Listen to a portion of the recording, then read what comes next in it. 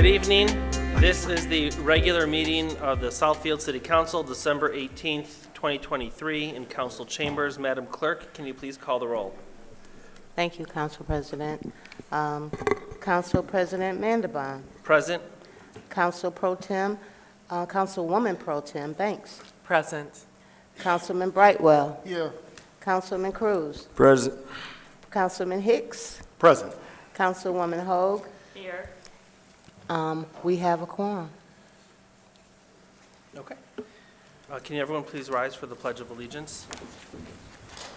I pledge allegiance to the flag of the United States of America and to the republic for which it stands, one nation, under God, indivisible, with liberty and justice for all.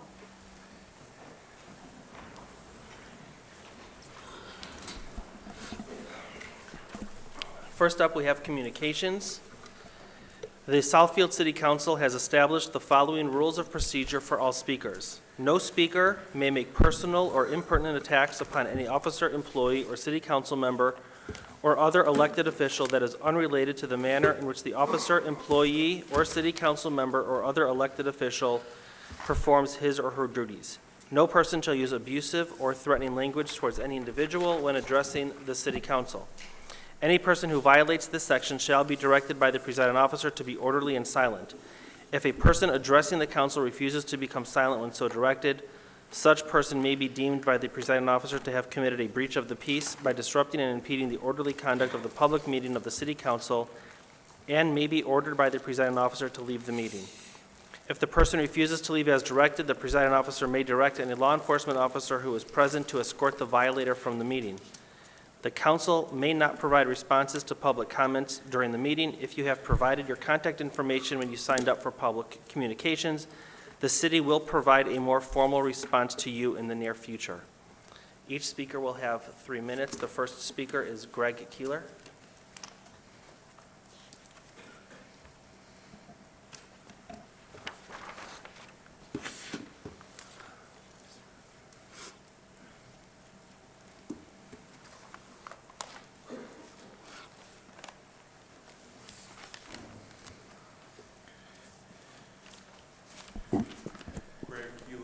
Southfield Drive, Circle Drive, Southfield resident. I would like to thank you all for having the football team in after I made my plea to have them in here. I'm proud that we had them in here, that they were able to be highlighted for the whole city to be able to see here. The next question the next ask I would have to ask for our kids, since most of them are seniors, is would it be possible that in our new calendar that we would have the whole football team, a picture of them in September, as a token of our appreciation, and then something for them to remember for the rest of their lives as they graduate and for their families to have as it goes out in just September, since that's the start of their football season. They got a nice picture on the back of the Sun paper, and it would be a nice picture like you have here for Lawrence Tech. Have one for them, since they are where my city property taxes do go. And since there was also things said that you did not know of the events that were going on with Southfield about the games and everything else, well, some kind of way, y'all have nice advertisement here for Lawrence Tech. And one of the advertisements you have here is be able to go on the website and find out what's going on. But there's not a word here about Southfield High School. How come? It would be nice, you know, you advertise Southfield High School. You have all these other paid ads. And then I would also like to know, how much money do we spend in free advertisement for Lawrence Tech and not for our school system? Thank you. And thank you for last week. I appreciate it. And it was nice to see all the youth in here. Thank you. Our next speaker is Pamela Gerald. Good evening, Council. Good evening to everyone in the auditorium. We know that our Southfield Board of Education has a budget, and their budget is for things that have to do with the schools and their students. So I hope that you go to the school board meeting and give that same speech. I think it would have a great impact and probably better served in that arena. You know, we talk about adults being responsible with money, and then we want children to look up to us and take a page out of our book about handling their finances. I don't know if this is council, if you could do this, or if this has to come from Oakland County or something to do with the Bureau of Elections in Oakland County. We have a lot of people that are sitting in office on our council, our school board. They owe money to the county. When will you pay? We have some people that ran for office that their bill got up to $12,000, $13,000. We have one guy there, I'm not going to call the name yet, that owes over $17,000 from when he ran from council years ago and has not paid. We need some kind of rule that if you run for office and you owe money and you don't close and pay your campaign finance fines, errors, and omissions, that you cannot take your seat until you pay it. And if you're already in the seat, you should have 30 days to pay it, and if you don't pay it, you should vacate that seat. We cannot say to our students, be responsible, learn how to manage your money, have a good credit report, and they're watching these adults up here, elected officials, getting our tax-paid dollars, and you haven't paid your bill. Now, I want you to not say nothing. I want you to let that marinate for a while. And I didn't mean to push it on you, but I want to drop it in your lap. What happens when we don't pay our bills? What are the repercussions? So think about that. And if you don't get it paid, January, I'm putting some names on it. And you know I'm going to do that. Thank you so much. All right. Next on our agenda is a presentation, and we have a presentation of the Greg Kennedy Community Service Award. Good evening, Honorable Council. For the viewing audience, my name is Michael Mannion, Community Relations Director for the city. It's my pleasure this evening to be presenting the 2023 Greg Kennedy Community Service Award to one of Southfield's longtime residents who truly embodies the spirit of the award. I've had the pleasure of knowing this individual personally and professionally for almost 25 years, and I can tell you that this individual is highly deserving and is one who is very visible and active in the community. In my estimation, one who is very deserving of this award. Just a little background for the council and the audience. The Total Living Commission oversees this nominations for the Greg Kennedy Community Service Award and reviews all the nominations and approves as the body that approves them. This year, they did unanimously select our recipient, who we'll be speaking about shortly. The award was originally initiated in 1999, and in that amount of time, there's been less than 10 recipients of this award. So again, it is a very prestigious award, and I think this year's candidate is very deserving of it. It is my pleasure now to introduce our Total Living Commission Chairperson, Deborah Walton Medley, who'll tell us a little bit more about the recipient of the 2023 Greg Kennedy Community Service Award. Good evening, Council. Good evening. I am proud to present the nomination of Dolores Flagg for the Greg Kennedy Community Service Award. Dolores Flagg is a longtime Southfield resident who taught art in the Southfield Public Schools for 19 years before her retirement in 2008. As an art instructor, Ms. Flagg motivated her students and helped them develop their artistic talents. Working with school district administration, she took her students' work out into the community for the public to view in various places of business. Ms. Flagg is a recipient of a Milliken Foundation Educator Award for extraordinary service to youth. Ms. Flagg taught for a total of 38 years. In her retirement, Ms. Flagg creates opportunities for youth and budding artists as an advocate for the arts and human rights, volunteering her time and energy to the following organizations: Chair of the Southfield Public Arts Commission, Vice Chair of the Friends of Southfield Public Arts nonprofit, Volunteer Coordinator for the Kimmy Horn Jazz Festival, member of the Detroit Urban League, National Basketball Retired Players Association, Southfield Anti-Drug Coalition, Rhonda Walker Foundation, and the Southfield Dr. Martin Luther King Jr. Task Force. Ms. Flagg has received numerous honors and awards for her dedicated service and commitment to community. As chair of the Southfield Public Arts Commission, she has coordinated the quarterly art showcases in the lobby of City Hall. These showcases feature local artists providing visibility of their work while enhancing this common area of the municipal building. She also coordinates the installation of public art across the city and fundraises for the purchase, installation, and restoration of city art. In sum, Dolores Flagg is a person who gives a great deal of herself to make a difference and bring about positive change and improve the quality of life for the Southfield community at large. And without further ado, we would like to bring up Ms. Dolores Flagg.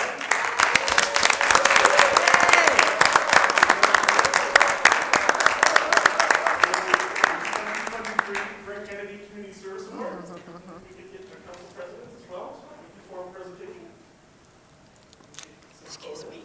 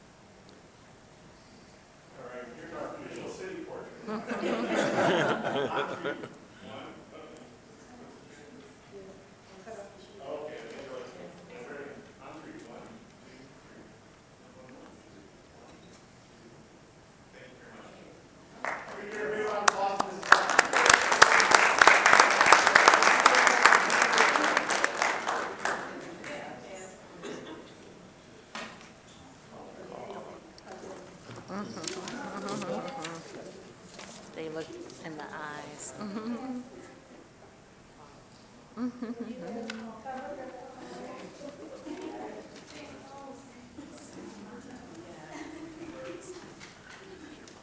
Thank you. They say a few words. I'm overjoyed. When I was a little girl, there was a song that my mother used to sing to me. And it was, "This little light of mine, let it shine, let it shine." And I know many of you probably remember that little song. It resonated in my heart for years. And I realized as she was saying, that light illuminated through the years. And it said to me in volumes, let your light shine in service, in dedication, in giving, but most of all, loving what you do, showing and finding a pathway that illuminates the zeal, determination, and the willpower, but more importantly, giving from the heart. Tonight, I am so humbly, let me pause for a minute. I do what I do because I know it's necessary. And I pray that God gives me the determination, the willpower to continue to give. It's all about giving. We're in a time right now, the season of giving, showing love. And I want to continue to show that love. This award that I am receiving tonight, thank you, City Council members, President. Thank you, Mike Mannion, and thank you, Ms. Walton, Deborah Walton, for the committees, for thinking of me and thinking of a person who wear not only the badge of respect, honor, but most of all, giving love to my city and to the members and the citizens of Southfield. And last but not least, I thank my friends who have come out, my daughter, and many of you probably have seen her around, my daughter, but most of all, the friends, family that supported me throughout this journey. It has not ended because we still have a lot of work to do. I'm here to be of service. I was yesterday, today, and definitely tomorrow. Thank you so much. Yeah. Flag, if you'd like to go up, and everyone would like to congratulate you.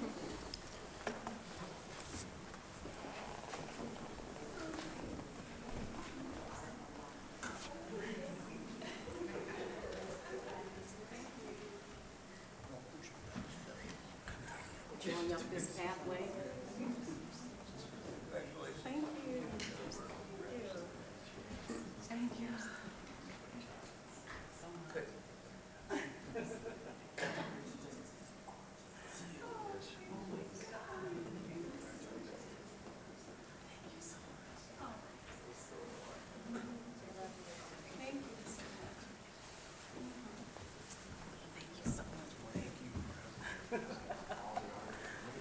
Yeah. Yeah, why not? Mr. President, Yes.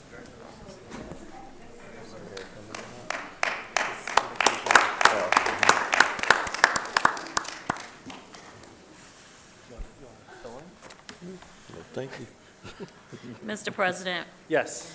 I am honored to move that we approve the recommendation of the Total Living Commission and Awards, the 2023 Greg Kennedy Community Service Award to my SOAR, Dolores Flagg. Support. It has been moved by Councilwoman Hoag, supported by Councilman Cruz, to approve the presentation of the Greg Kennedy Service Award 2023 to Dolores Flagg. Any discussion? All those in favor? Aye. Any opposed? Motion carries. Thank you. Council, next we have 3 sets of minutes to approve. Mr. President, Yes.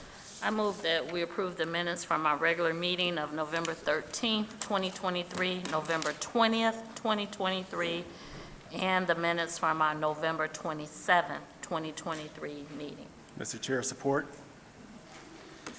It has been moved by Councilwoman Hoag, supported by Councilman Hicks, to approve the regular meeting minutes of November 13th, November 20th, and November 27th. Any discussion? All those in favor? Aye. Any opposed? Motion carries. Next, we have our consent agenda. Council, do you have any items that you wish to be pulled from the consent agenda? Mr. Chair, Yes. I move that we approve consent agenda items A through I as presented. Support. It has been moved by Councilman Brightwell, supported by Councilman Cruz, to approve consent agenda item A, the annual adoption of the 2024 poverty exemption guidelines under MCL 211.7U. Item B, authorization to purchase extrication tools for the fire department. Item C, the receipt of bids on replacing the tower exterior doors in the library. Item D, the second amended and restated Brownfield redevelopment plan and tax increment financing plan and development and reimbursement agreement for Northland City Center LLC. Item E, renewal of the lease for 24433 West 9 Mile Road. Item F, the annual update of the city's investment policy. Item G, the annual update of the depository resolution. Item H, authorization to accept the Oakland County Parks and Recreation Park Improvement and Trailways Matching Grant for the Losser Woods Park Improvement Phase 1 Dog Park and Parking Lot. And item I, the resignation of Councilwoman Lenny Taylor. Any discussion or questions? All those in favor? Aye. Any opposed? Motion carries. Next, we have an ordinance change, and there was just a numbering issue for council. Council President? Yes. I move that we change ordinance number 1708. 1780. I'm sorry, 1780 to ordinance number 1782 for the Maddox Southfield Property LLC for the conditional rezoning. Support. It has been moved by Councilwoman Banks, supported by Councilman Brightwell, to change ordinance number 1780 to ordinance number 1782, which was the Maddox Southfield Properties LLC to conditionally rezone their property at 29300 Telegraph Road. Any questions? All those in favor? Aye. Any opposed? Motion carries. Thank you. Next, we have our agenda items for discussion and/or action, and the first presentation is the authorization to seek a food waste elimination study. Good evening. I'd like to introduce Ms. Suzanne Hanna, our sustainability planner, who will lead the discussion and introduce our guest speakers tonight.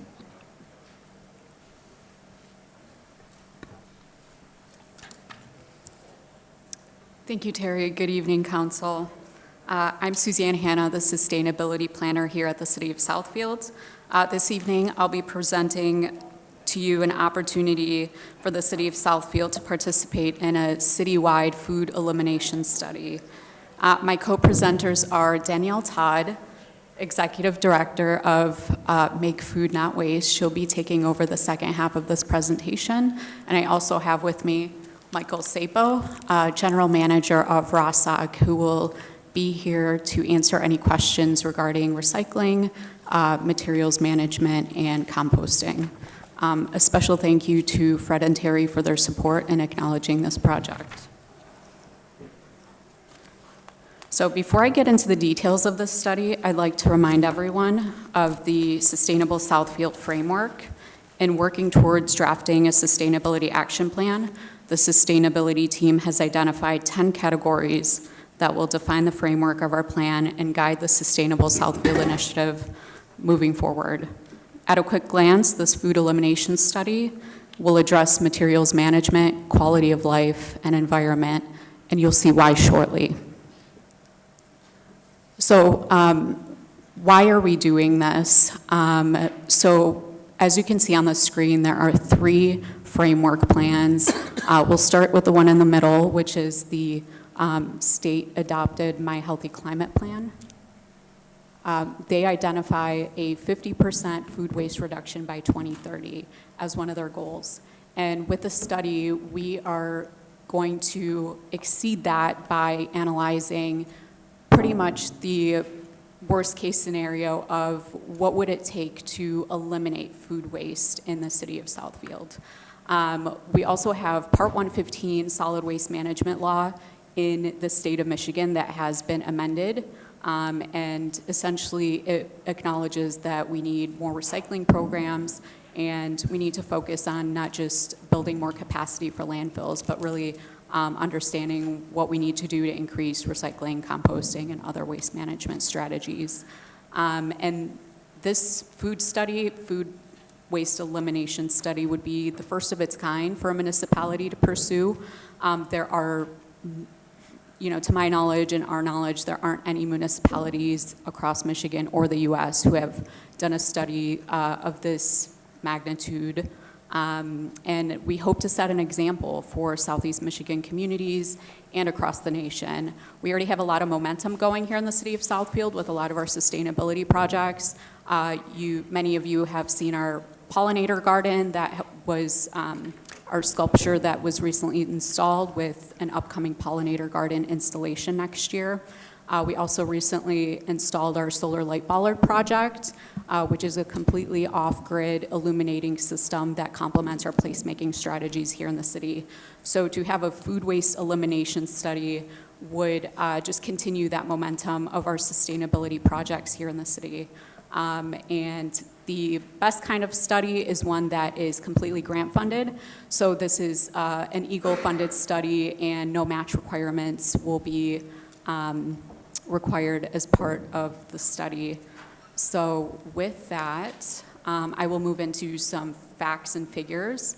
It's Not many people know, but 40% of all food in the U.S. is wasted, which is ironic because 41 million Americans lack consistent access to healthy foods.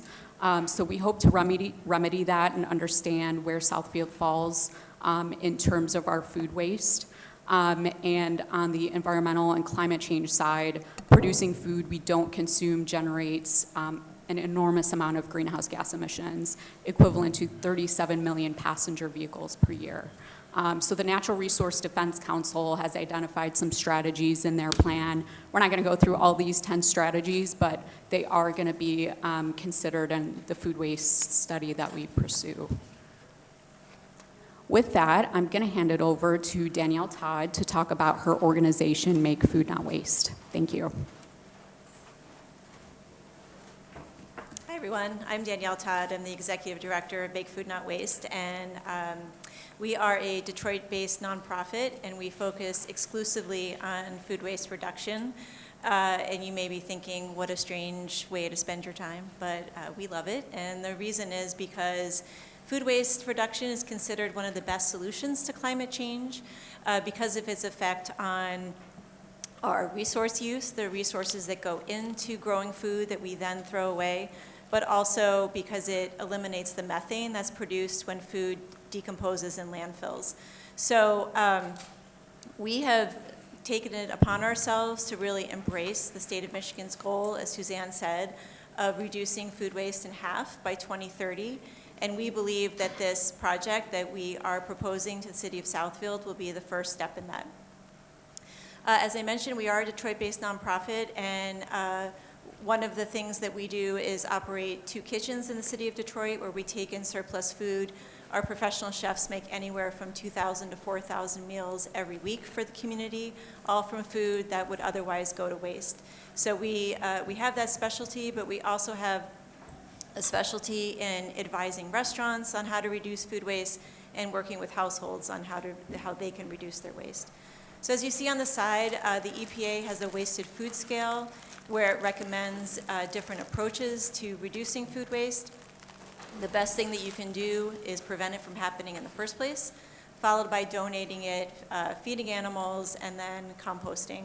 The worst thing that you can do is landfill it, and so this study that we are proposing would take a look at the entire city of Southfield and really map out what it would take to keep all the food in that green area. So how do we work with the different restaurants and the different and the households to reduce food waste from happening in the first place?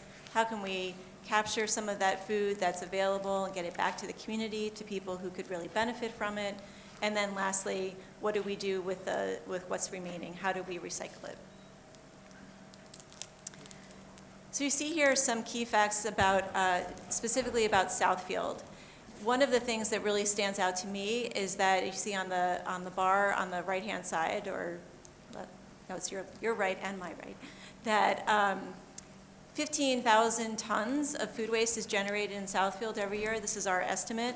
That equates to 30 million pounds every year. And so what we expect to see happen is that going through this analysis, we will be able to understand how much we can save from going into landfills just by preventing it, then also how much can be rescued and diverted to people who can benefit from it, and then again, what do we do with the rest? You'll see on the left-hand side, this is an estimate of where we suspect that the food waste is being generated.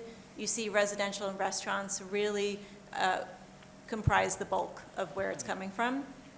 But we'll also be looking at healthcare, hospitality, your grocers, your schools, all the other areas as well. So to explain a little bit more about what the study entails, this represents the different groups that have come together that are interested in participating in this analysis.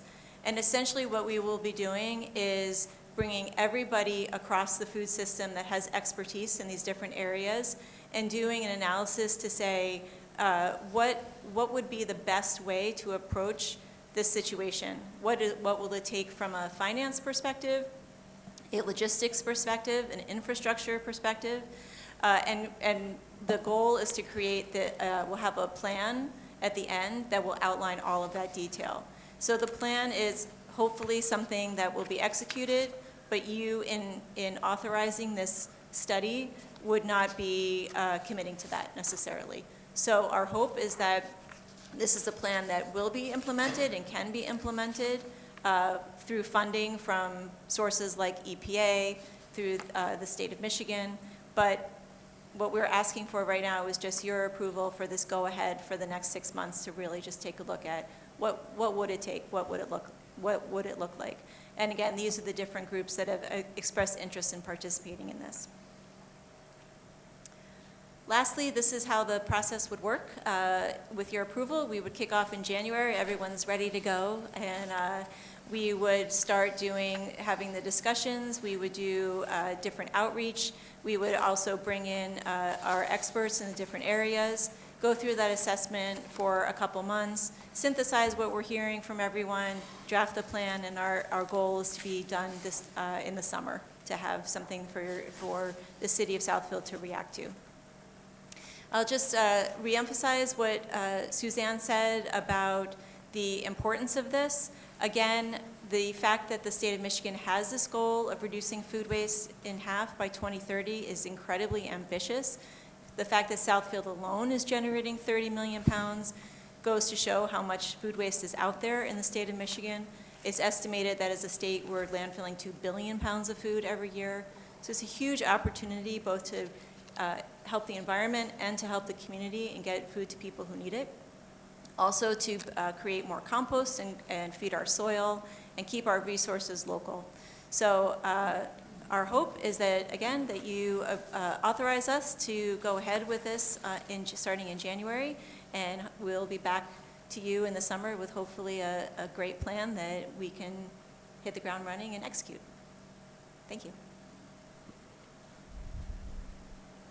I'd like to thank you all for your time, and I open it to questions if you have any.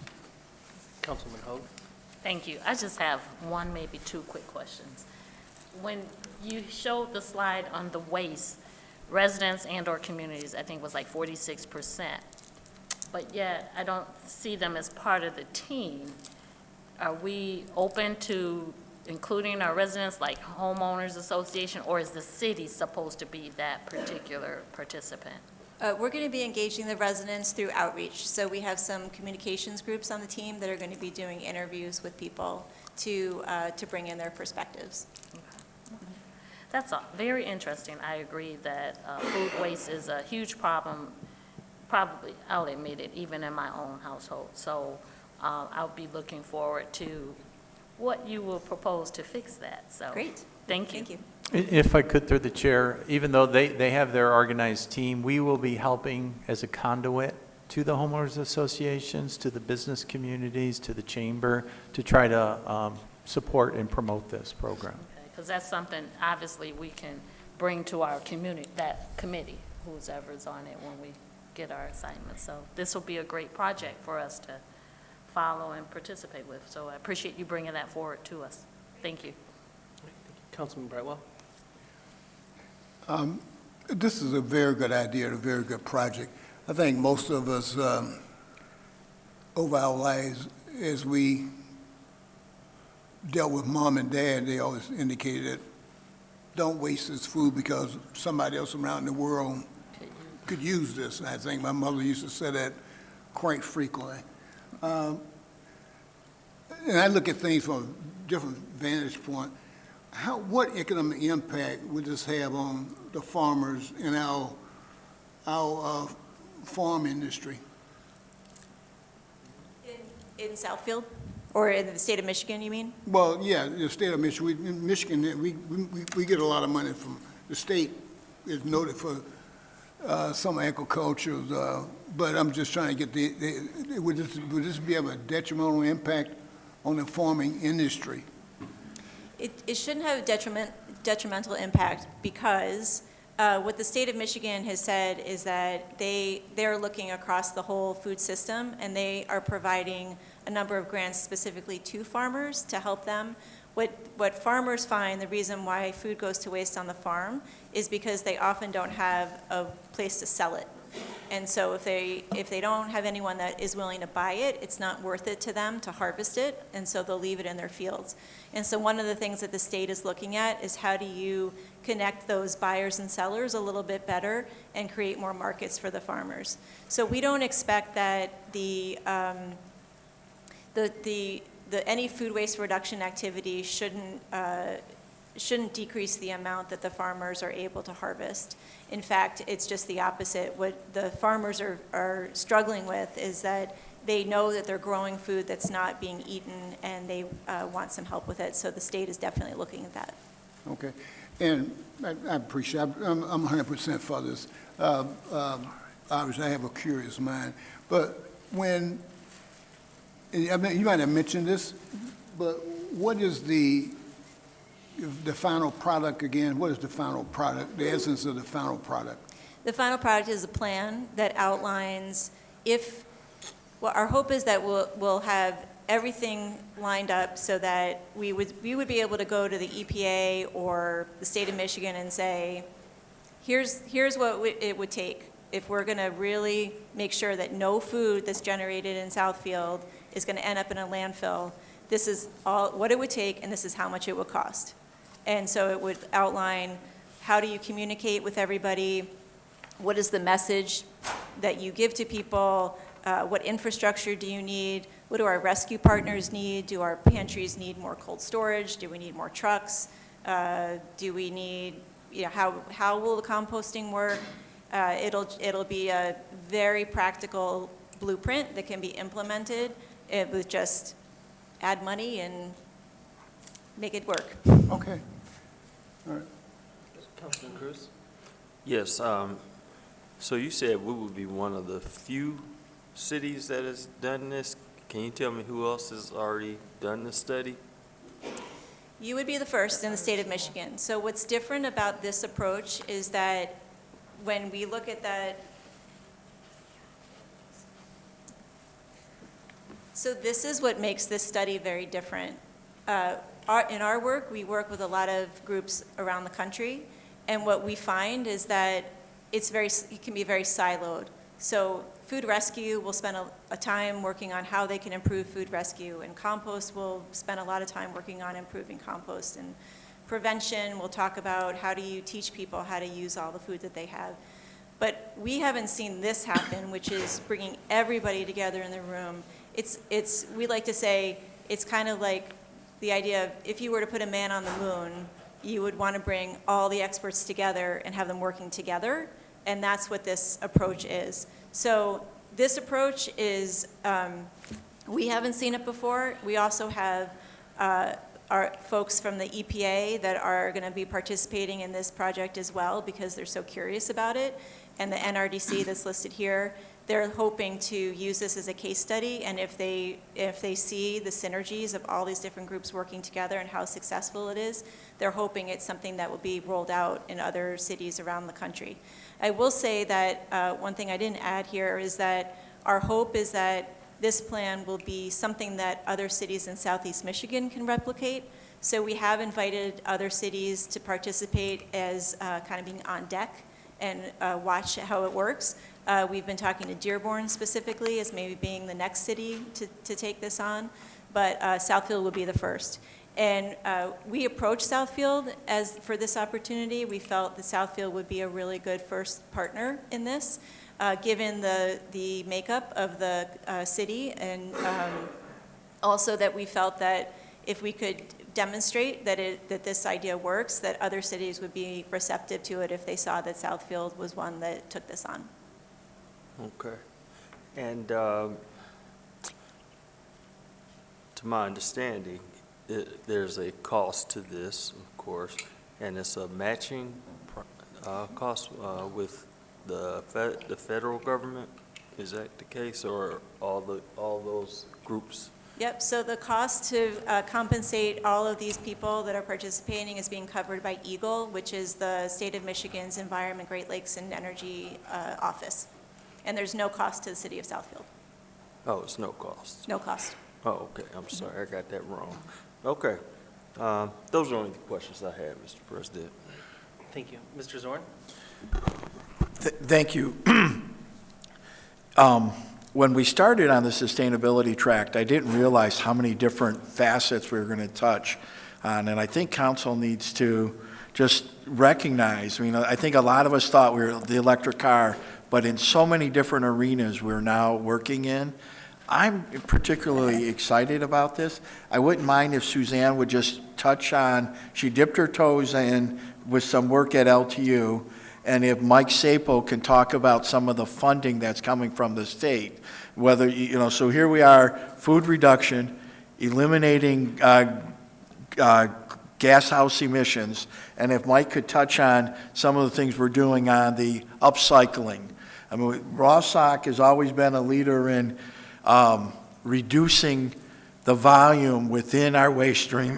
What we've done with household hazardous waste, we've got some really great benchmarks. The partnership with Simply Recycling, the things that are picked up, curbside, electronic waste reductions.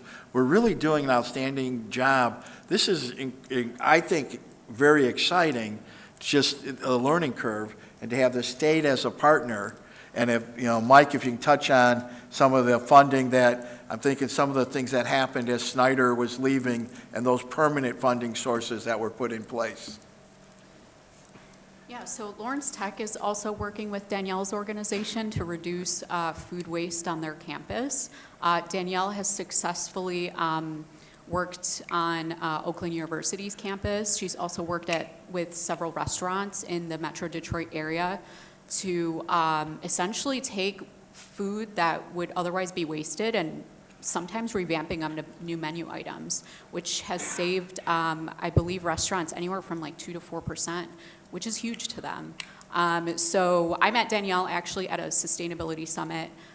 She had a presentation. I was very compelled, and I approached her at her booth. We started talking, and this is how the partnership was formed. So it was very beneficial to us. Lawrence Tech is on their way to identifying some strategies and also incorporating their students as well, which is huge.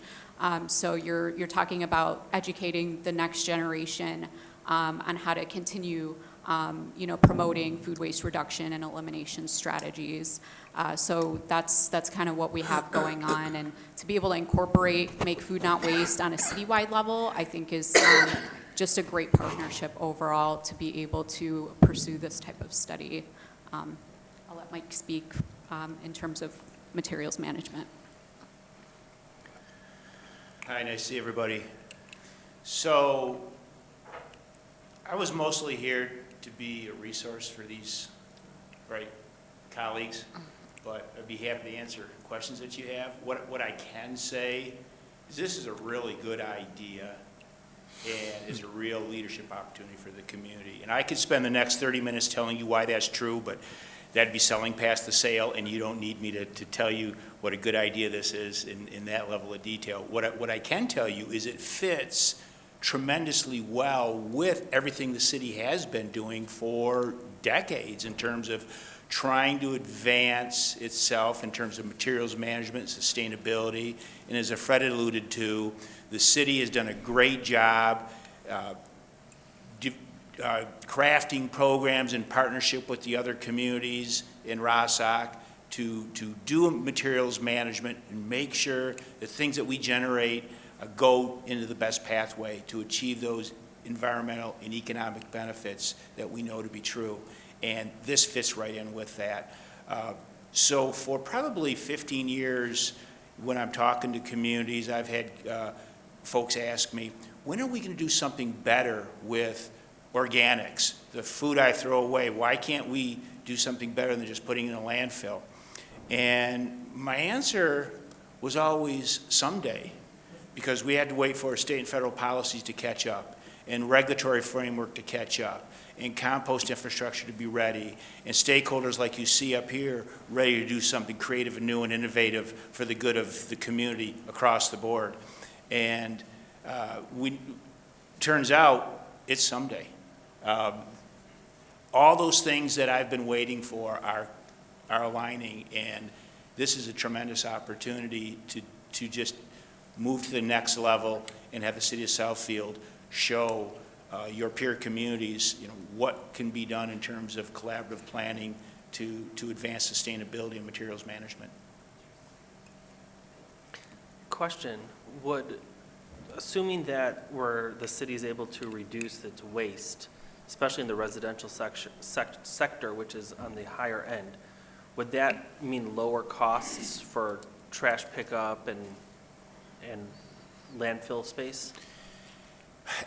I did a brief back-of-the-envelope analysis for one of our other member communities because they're looking at something, sort of a little sliver of this, and that's allowing residents that have food that can't be otherwise captured for other purposes, and they're just throwing it away, moving that behavior from putting in a trash can to putting it in with the yard waste. And the cost and they use the same contractor that you guys use. The cost that contractor uses and charges itself internally for using that landfill space is about what it costs to take it to the compost facility. So there's no cost there, no savings, but no cost. The transportation going to the landfill versus going to the compost facility is very similar as well. So no savings, but no cost.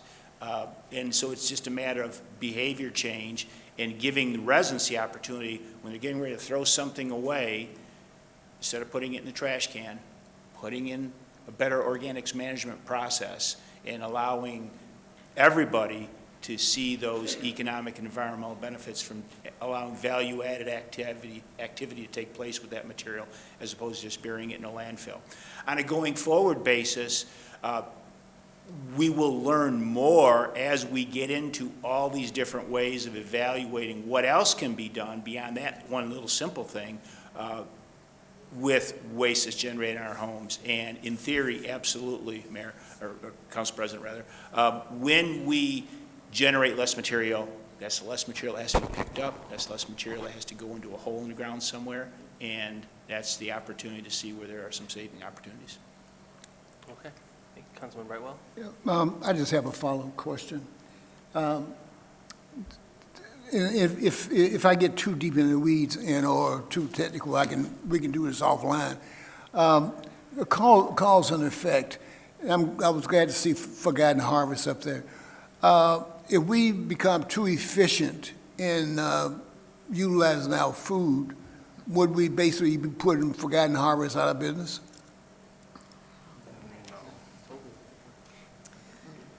So any of the food that comes from the households doesn't go to Forgotten Harvest currently, so that wouldn't need to be worried about. What you're really looking at is even with the restaurants, that also is not the biggest source of food for Forgotten Harvest. They're typically picking up from the grocers, they're picking up from a lot of food distributors, a lot of bigger type arenas.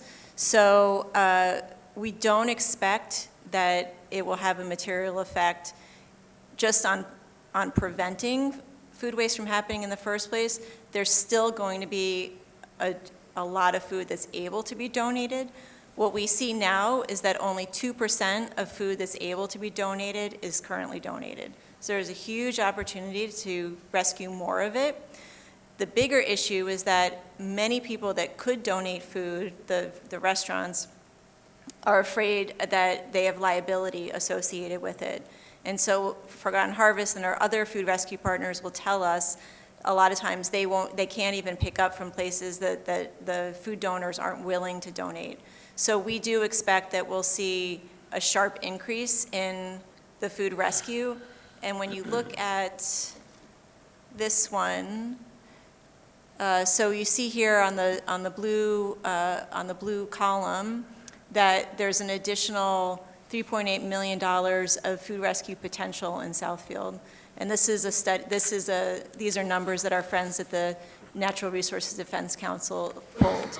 So even with, there's just so much food that with 30 million pounds that you're working with, and you make your rescue work better, you're going to see a lot more food being donated to the community.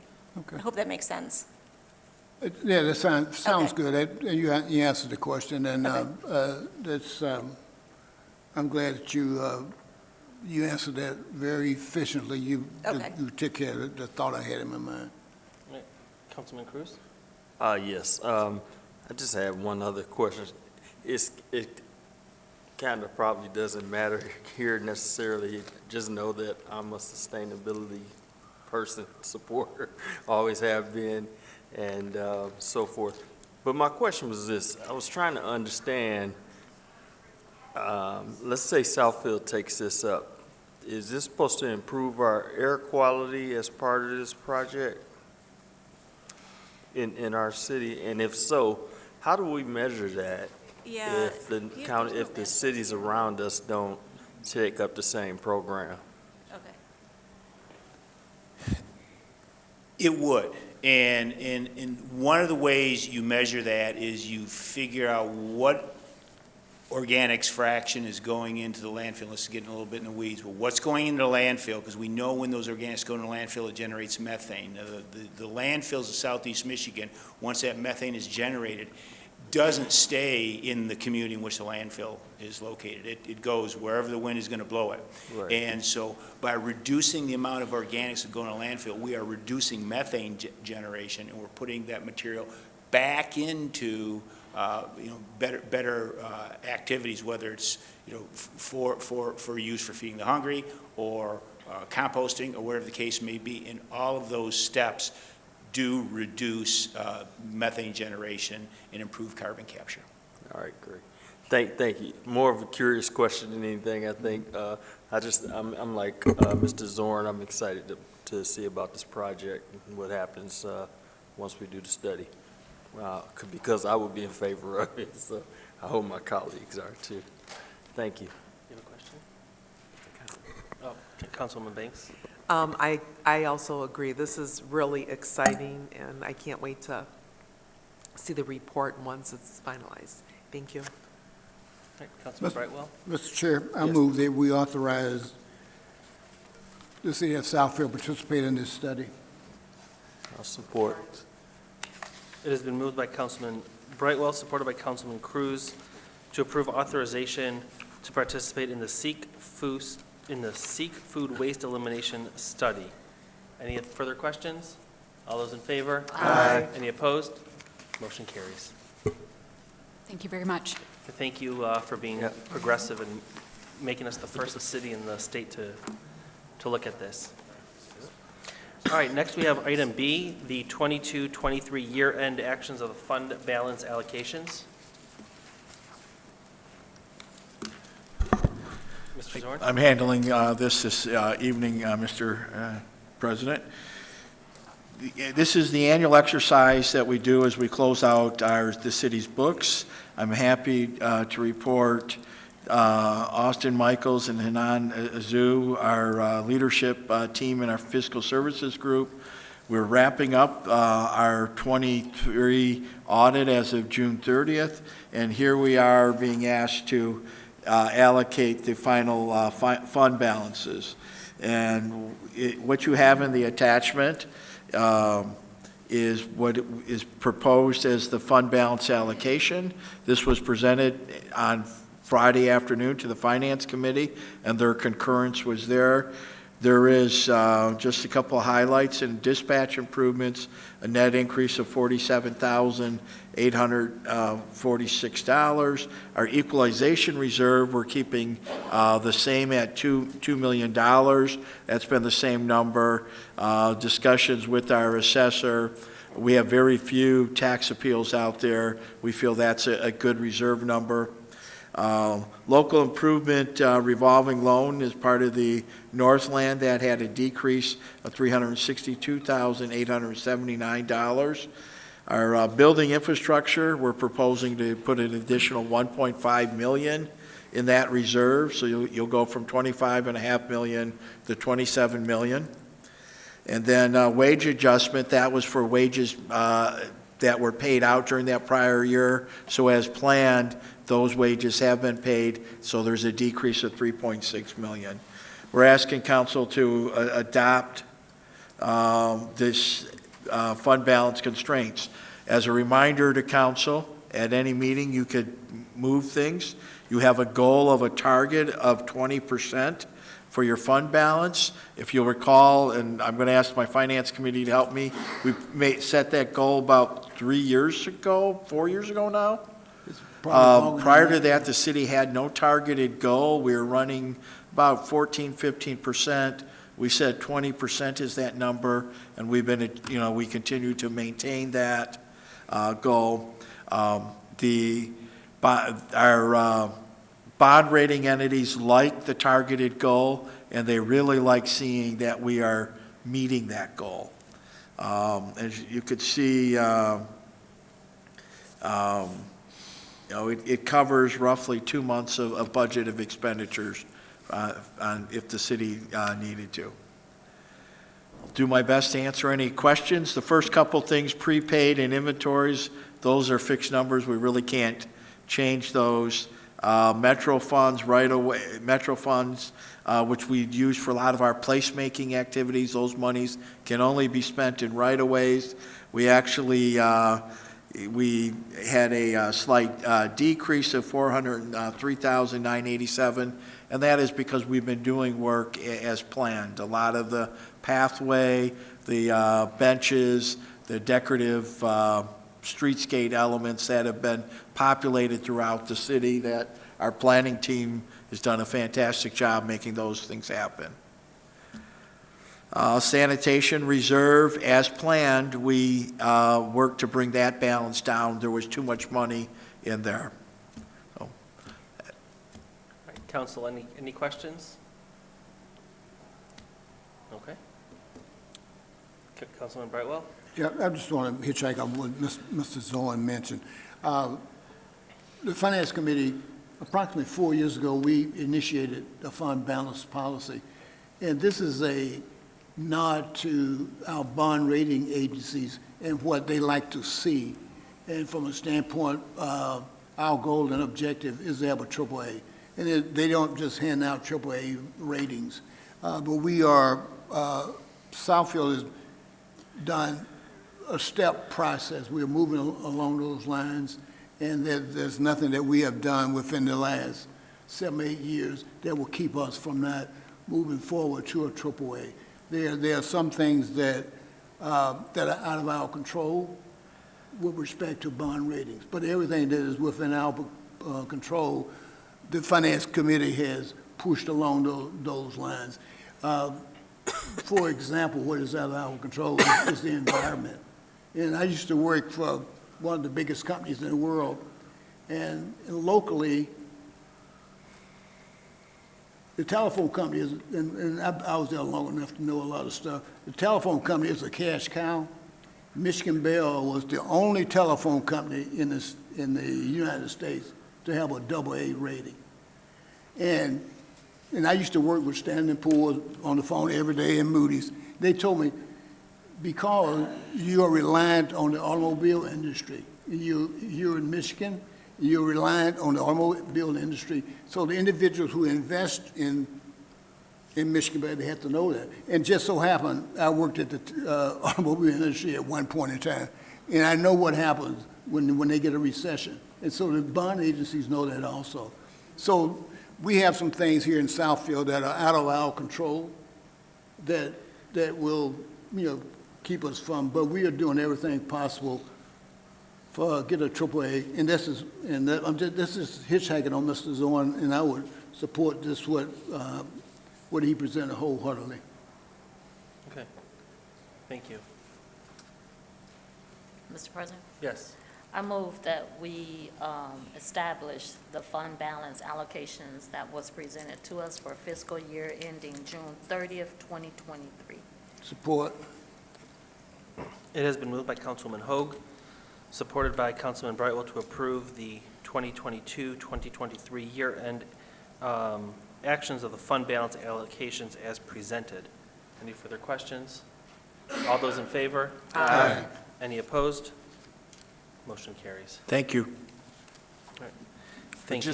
I'm sorry, Mr. President? Yes. Just to be clear between Mr. Brightwell and Mr. Zorn, the AA bond rating is still a strong rating, right? Oh, yeah. Correct. I just want the people to know that, Yes. we're in good shape. But we would love to get to that AAA if possible. Yes, that's the goal. Okay, that's the goal. All right, got it. Okay. Thank you. Next, we're up to the council portion of the meeting. Earlier this evening, the council received and filed the resignation of Councilwoman Taylor, who was appointed to fill a vacancy at the Oakland County Commissioners. And when Councilwoman Taylor resigned, there was a common name that kept coming up in conversations as a temporary appointee to fill that seat per the charter language. I think my council colleagues, the name that kept coming up, the common name that kept coming up in conversations was Yolanda Haynes. So I know we do have an opening, and I will leave it up to the council. Mr. President, Yes. I move that we appoint Mrs. Yolanda Haynes to the vacant seat Support.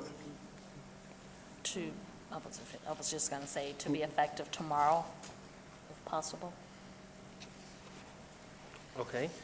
We have a motion from Councilwoman Hoag, supported by Councilman Brightwell, to approve the appointment of Mrs. Yolanda Haynes to fill the vacancy of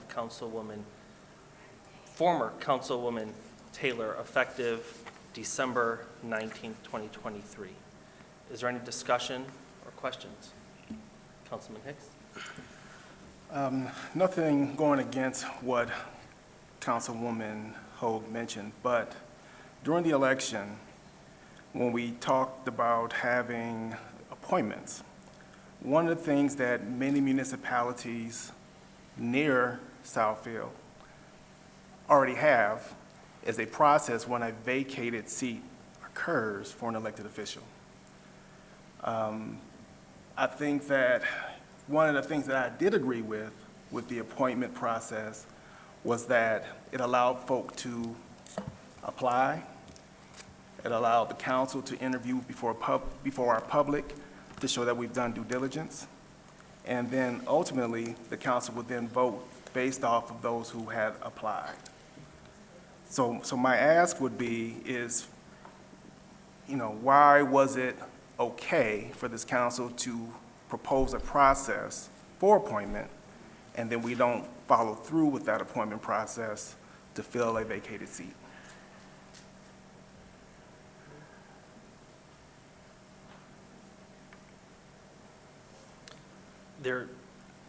Yes, Councilman Cruz? Can I comment, or? Yeah. Or I'm not talking in response to his statement, so were you waiting on that, or? I don't know if anyone had a response. I was just going to mention that our city charter is what we follow, and that leaves the vacancy appointment or the filling of a vacancy up to the council and how they choose. And there's many options, and in this situation and in many others in previous years, the council has chosen to follow an appointment process without interviews, without elections, to do a straight appointment. But Councilwoman Hoag, did you have all right, Councilman Cruz? I'm good, okay. I would like to say also, and I think I'm just dovetailing off of what Councilman Hicks said, I was much more in favor, and my colleagues, I think, know this already, but of an interview process versus us just, every time we have a vacancy, we select somebody or we do different types of things, and the president has read the process, said the process in the charter, so we can do that, so I understand that. What I have been told in the past, that we have had opportunities to fill vacancies, and there were some elections where up to maybe 20 different people who applied, and interviews had to take place for hours and hours, and so on and so forth. And so, you know, we wanted to stay away from that. I still don't agree with that. I look at the appointment of Mrs. Taylor and the commission. It was her and one other person. I remember when, and Mr. Hicks might recall, back when the school board had a vacancy, they had interviews as well, and I think maybe about 7 people? Correct. Okay. So I don't think there's just going to be this big windfall of people that would apply. And I mean, I'm coming to you, City of Southfield, as a person who was appointed. Okay. So I haven't forgotten that. Don't get me wrong. I haven't forgotten that. And I would have been just fine going through an interview process because I still would have felt like I was the best candidate at that time, and still do. But, but what it does is interviewing will give us a chance to vet some other people and ideas who may not necessarily have run before, but are very active people in our community that we might want to take advantage of their experiences and ideas and so on and so forth. So I'm not arguing against the appointment. I'm going to support it because I do believe that Ms. Haynes is someone very capable and been extremely active in our community. So it's not about that. It's just about the fact that I want the community to feel that our processes are fair. And so if we change every time somebody else comes along, it starts to look like some type of favoritism and things like that. And I don't think that's the right way to go moving forward. So I would just ask that moving forward, that we take the time to maybe just set some guidelines. I know what the charter says, but we can still have guidelines, I believe, to go along with that, to say, okay, let's go here, and this is how we do this, and go from there. So that's just my 2 cents, but I did at least want to say it.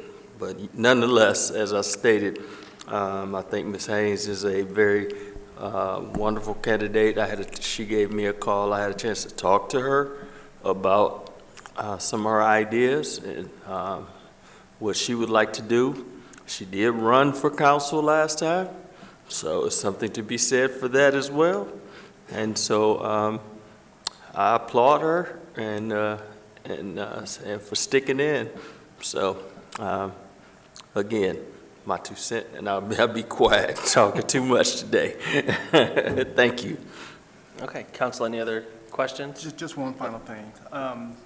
My question was necessarily, it wasn't against Mrs. Haynes at all, because this is the original motion that's on the floor. It was just more my concern on the process and how we move going forward as a council, just for something for us to consider. And that's something that can be taken up in the legislative committee, should the committee, once it is formed, feel the need to take that up. But Councilwoman Hoag, did you have a? Yeah, I was just going to say, with anything, you're not going to please everybody. This obviously is a process. The charter gives us the process to either appoint, have an interview process, or what. Each situation, we decide on what that process is. We have had numerous capable and great people come through these chambers as appointed people, and then they've become elected over and over again. So it works. And I'll say this, for my vote, we have done what the voters want, because Ms. Yolanda Hayes was the next highest vote getter in the most recent election. That's the first thing. And then secondly, if we were all doing our due diligence through this process, as you stated, you talked to her, we vet her through the process. Most of us attended the debates, and so we know what she would bring to the council. This is part of our duty as leaders. Until an election can come around, it happens. Personally, I am fine with the way it is written in the charter because, again, it allows us to agree on a process at that time, depending on the current situation. If we had agreed as a majority council to have an interview, we could certainly have done that. But again, I state, you're never going to please everybody. And in this particular situation, it satisfies both ends. I myself was appointed last year, and it upset a lot of people. That took away from my accomplishments in what I wanted, and I had to downplay that because of what was going on. But this, to me, it fits both sides. The voters, as well as if we've done our due diligence, we have vetted this particular person. Well And said. with that, Well I said. call the vote. All right, so the motion that we currently have was made by Councilwoman Hoag, supported by Councilman Brightwell to appoint Ms. Yolanda Haynes to fill the vacancy of former Councilwoman Lenny Taylor effective December 19th, 2023. All those in favor? Aye. All opposed? Aye. All right, so there's 5 yes, 1 no. Thank you, and congratulations to Ms. Yolanda Haynes. Madam Attorney, did you? Yes, I'm sorry, as I was listening to everyone, I did want to add that now that we voted for appointment, one of the things to mention also was that this appointment is only until the expiration of former Councilwoman Lenny Taylor's term, which expires November 2025.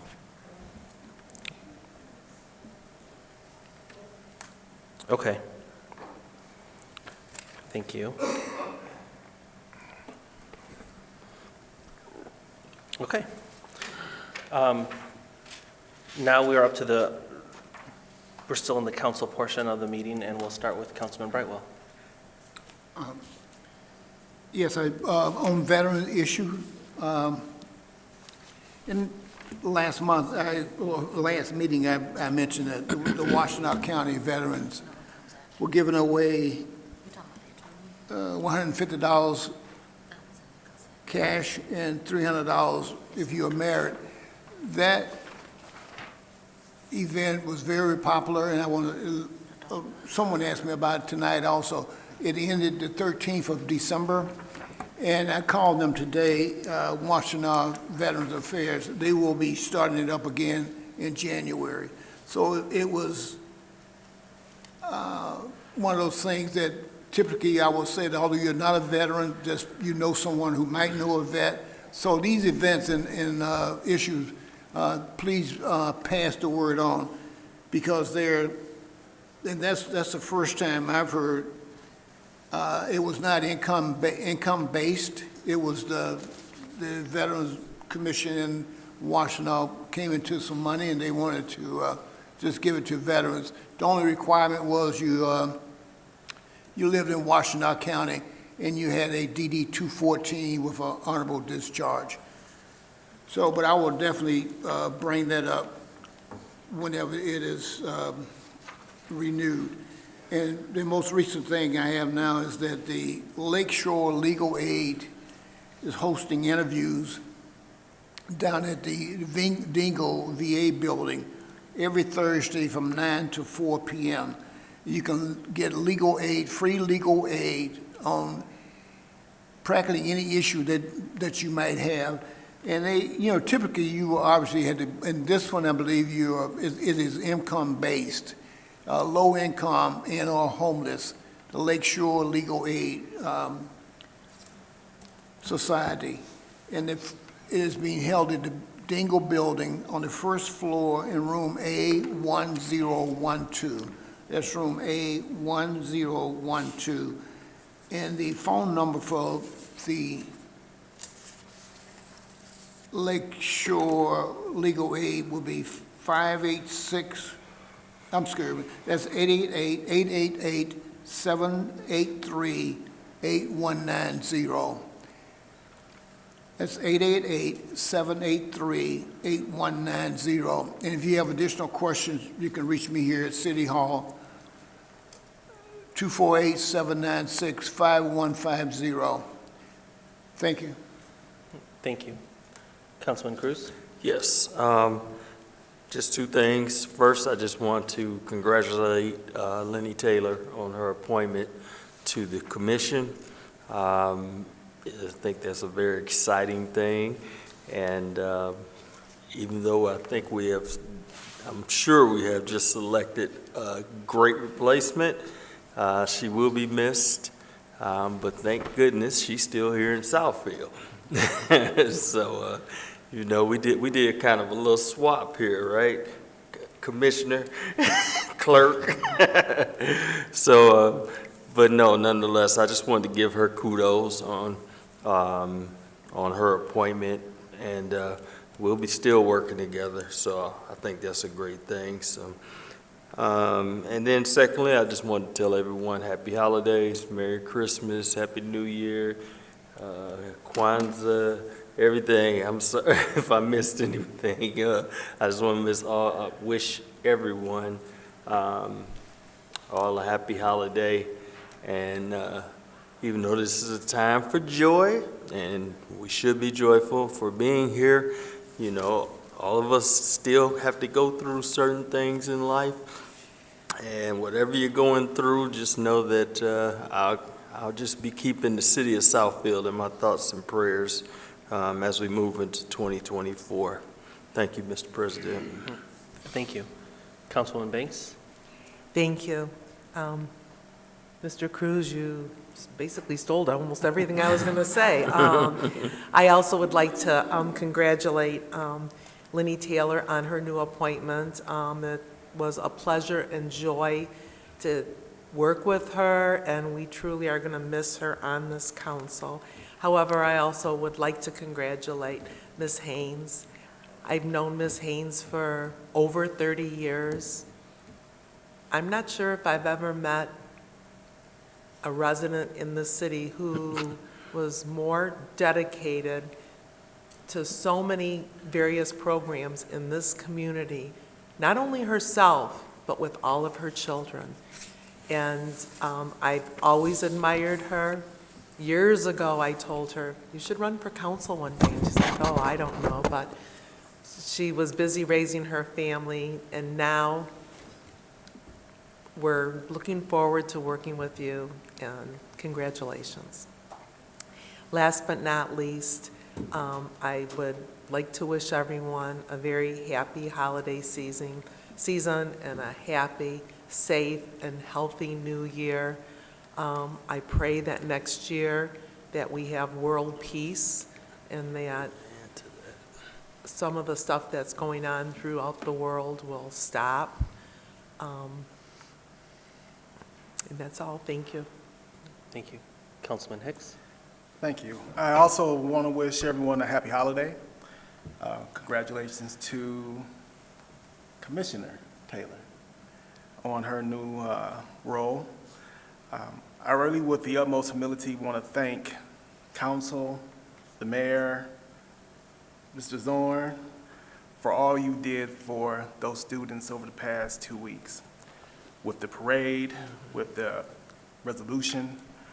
They had a banquet yesterday evening where Lomas Brown and Calvin Johnson, both former Lions greats, applauded them for their efforts. One thing that Lomas Brown had mentioned was he still communicates more with those he played in high school with than he did at the collegiate and the professional level. And so the memories that you all gave those young men are lifelong, and again, I humbly thank you. Councilwoman Hoag? Thank you. Yes, I agree with everything my colleagues said, but I must again congratulate Commissioner Lenny Taylor.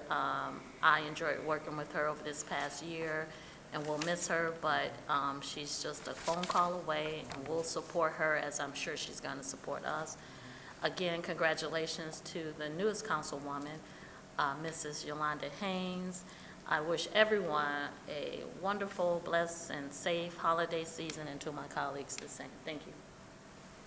All right, and I too wish to congratulate our former councilwoman, now County Commissioner Lenny Taylor. I did, when she gave me her resignation, I tried to not accept it, rip it up. That didn't work, but I did invite her back to council to come and give us updates from time to time on what's happening at the county level, and she definitely said she will be back to let us know what she has been up to. Congratulations to Yolanda Haynes, who will be filling in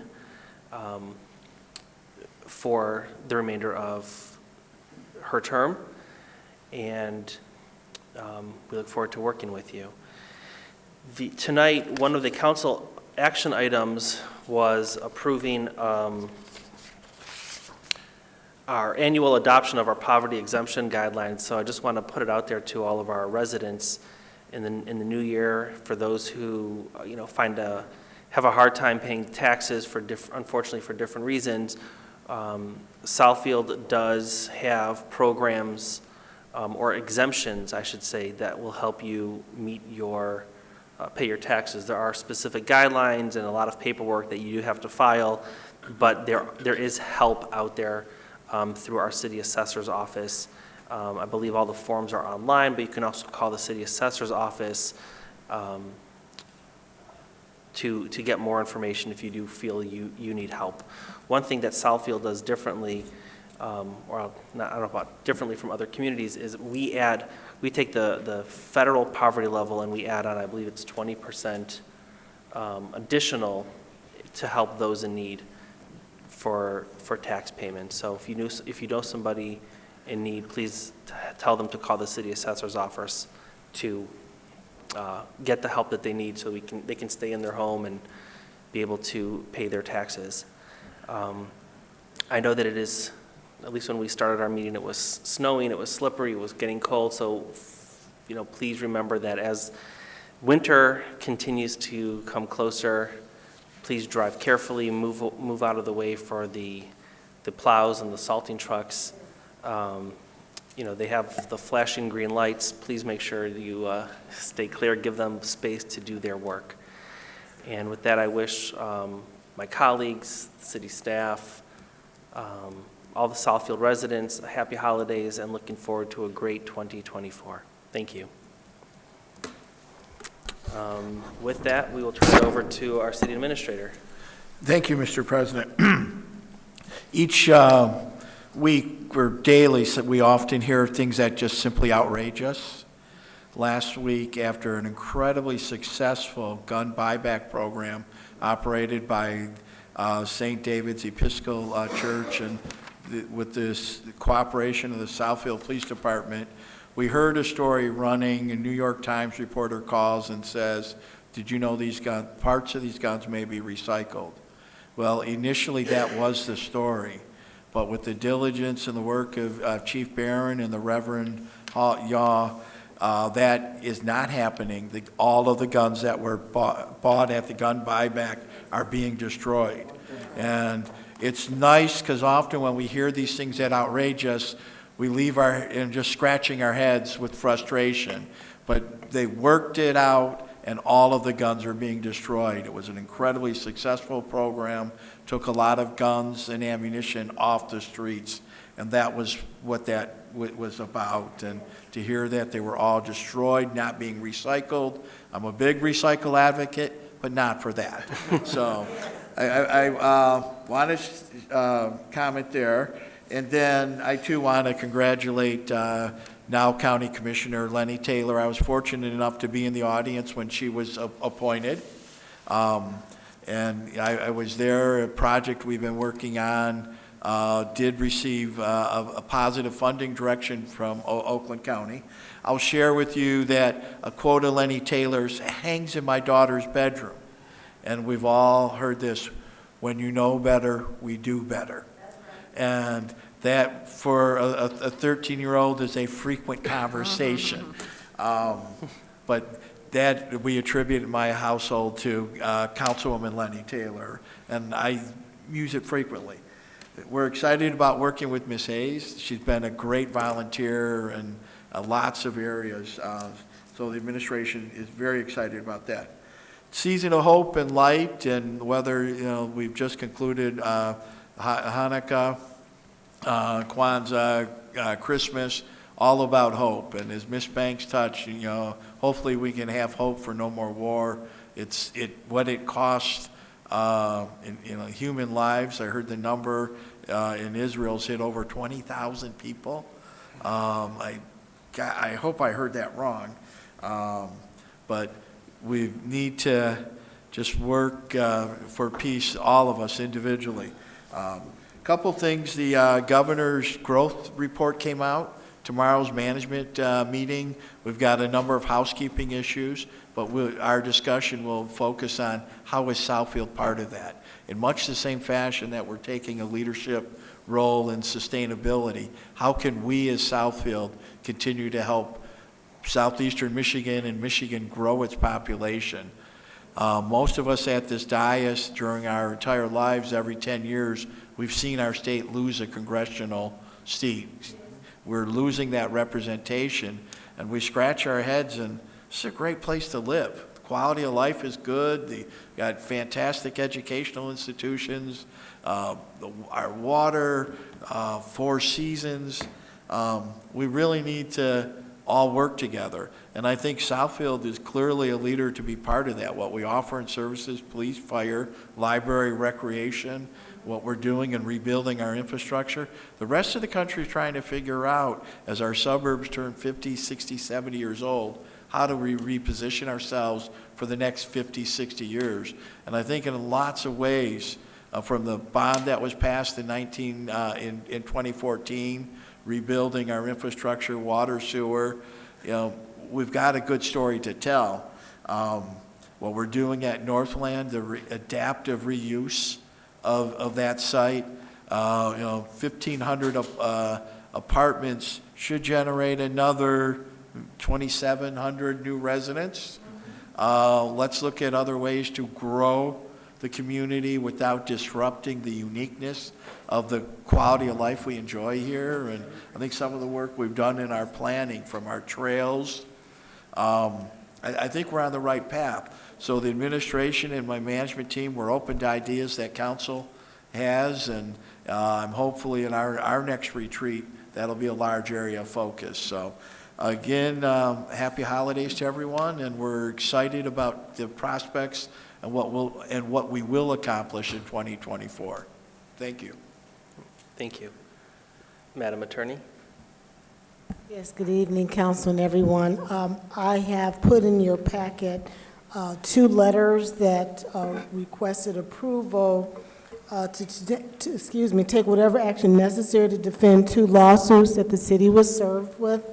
The first one being Eduardo, Guevarra versus American Economy Insurance Company, David Aniol Jr. in the city of Southfield. It's an Oakland County Circuit Court case, and because they are asking for money damages against the city, it has gone through the Michigan Municipal Risk Authority, who also has a legal team that also works with our office, so we filed our appearances, and we'll be going through that process to defend the city.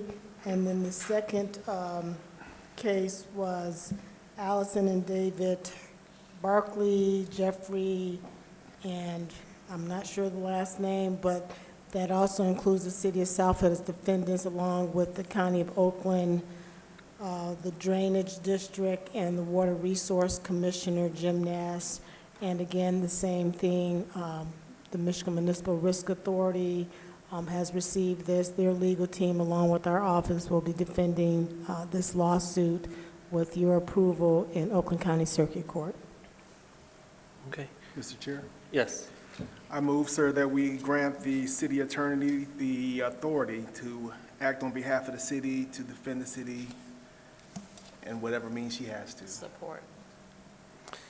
It has been moved by Councilman Hicks, supported by Councilman Hoag, to approve the city attorney to take whatever action is necessary to defend the city and its agents or employees in the two cases that were mentioned, which are item A and B under the attorney portion.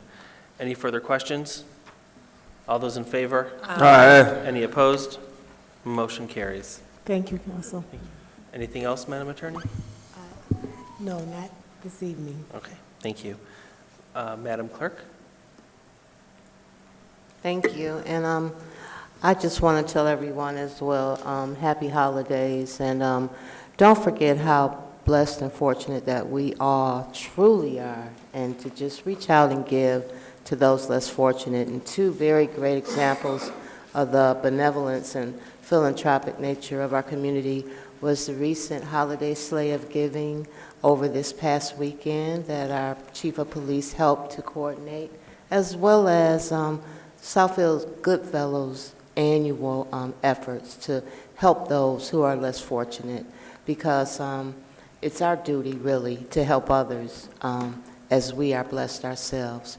From the clerk's office, I just want to say that please remember next year is a very, very, very lively presidential election year. And we do employ young people on election day as well. A lot of people don't realize that. But 16 years and up, we hire for election day help. So tell your young people in your family that might want to make some money that day, because, you know, a lot of them are money driven, we know that, but then also will have a great experience being part of the electoral process that they won't forget. So again, happy holidays, happy Hanukkah, happy Kwanzaa, happy New Year, and everyone just be grateful and remember the reason for the season. Thank you. Thank you. Mr. Treasurer? Thank you. I also want to echo my holiday greetings to all my fellow elected officials, as well as administration, and all the residents out there. Wishing everyone a happy and healthy 2024 as well. Going along with that as well, we have, as part of a year-end tax planning for certain people, they like to make sure that the tax payments that they make for their property taxes are in for 2023. We will honor, even though the office will be closed on New Year's Eve and New Year's Day, but we will allow for people to use the Dropbox, or as long as it's postmarked prior to December 31st of 2023, it'll be marked paid as if it was done for 2023. So please, if you want to make those payments, we'll be happy to receive them for you. And any questions, they could feel free to call the Treasurer's Department. As well as also, I want to echo my congratulations to newly appointed Commissioner Taylor. She has a long, I go back with her quite a while. We went door to door when I first was elected treasurer, and she was running for council, and we covered a lot of territory that year, and we got to know each other very, very well, and our relationship has been very solid through all the years. I know she looks out for the city of Southfield and everything she does, and I'm sure she'll be continuing that at the county level. As well as also, I want to congratulate Ms. Haynes on her appointment for the council. I know that I sit on the library board. I know her involvement over there at the library, as well as other areas of the city, has been tremendous over all the years, and her dedication will shine greatly, and all the residents will be able to see that as well. So thank you very much. Have a good evening, and stay well. Thank you. All right. Council, is there any further business to come before us this evening? I'm sorry. I just want to say one thing real quick. With me not acknowledging Hanukkah, I'm sorry. And I knew once I went down that pathway of naming off holidays and that we commemorate, and especially Hanukkah right now, and like I said, like it's already been said about what's going on in the world and peace taking place. So if I missed any other things, I just want to make that apology because there was no harm meant by it. I just wanted everybody to have a happy holiday. All right. The lights outside?